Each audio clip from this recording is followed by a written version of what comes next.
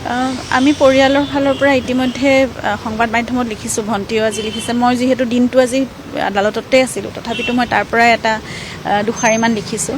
কাৰণ জুবিনৰ গীত বুলিয়ে নকওঁ, এটা আমাৰ জাতিৰ এই বিহুৰ সময়টোত যিখিনি মঞ্চত অনুষ্ঠান হয়, তাত গোটেই যিবোৰ গীত সংগীতৰ উপস্থাপন হয় বা যি পৰিৱেশন হয়, সেইখিনি আমাৰ গোটেই জাতিটোৰ সংস্কৃতিক দাঙি ধৰে, আচলতে উপস্থাপন কৰা হয়। গতিকে সকলোৱে সকলো ক্ষেত্ৰত আৰু বিশেষকৈ এতিয়া জুবিনৰ গীতবোৰ সকলোৱে খুব মৰম শ্ৰদ্ধাৰে, খুব আন্তৰিকতাৰে পৰিৱেশন কৰিছে। গতিকে সেইখিনিত যিমানখিনি পাৰি শুদ্ধকৈ কৰিবলৈ চেষ্টা কৰাটো ভাল, কাৰণ সেয়া জুবিনৰ এটা সাধনা, এটা জীৱনজোৰা সাধনা। তেওঁৰ নিজৰ সংস্কৃতিটোৰ প্ৰতি, নিজৰ অসমীয়া গীত মাতৰ প্ৰতি নিজৰ যিখিনি আন্তৰিকতা, তেওঁৰ ভক্তি শ্ৰদ্ধা সকলোবোৰৰ প্ৰতি, সেইটো আমাৰ সকলোৰে দায়বদ্ধতা আছে। সেইকাৰণে সকলোৱে শুদ্ধকৈ পৰিৱেশন কৰিবলৈ ভাল। আৰু সেইখিনি এজন শিল্পীৰ গোটেই সৃষ্টিৰাজিক জন্ম যেতিয়া প্ৰজন্মৰ পৰা প্ৰজন্মলৈ চিৰদিনলৈ ৰাখিব বিচৰা হয় নহয়, যুগ যুগান্তৰলৈ, তেতিয়া সেইটো শুদ্ধভাৱে আমি ৰাখি যোৱাটো আমাৰ সকলোৰে কৰ্তব্য।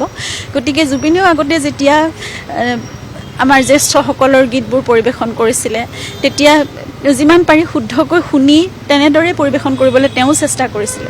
সেইকাৰণে সেই দায়বদ্ধতাটো আমাৰ সকলোৱে, নতুন প্ৰজন্মৰ সকলোৱে ৰখা উচিত।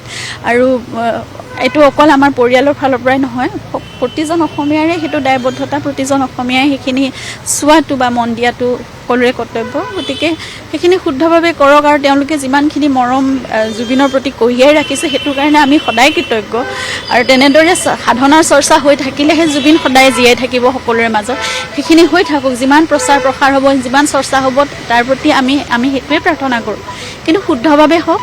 আৰু প্ৰতিটো গীতে, অকল জুবিনৰ গীতৰ কথাই নহয়, মহাপুৰুষ দুজনাৰ গীতো যদি পৰিৱেশন কৰিছে, ভূপেন মামাৰ গীতো যদি পৰিৱেশন কৰিছে, শ্ৰদ্ধাৰ জয়ন্ত হাজৰিকা বা অন্য জ্যেষ্ঠসকলৰ গীতো যদি পৰিৱেশন কৰিছে, সকলোবোৰ শুদ্ধকৈ কৰক। সেইটো সকলোৰে আমাৰ দায়িত্ব বা কৰ্তব্য।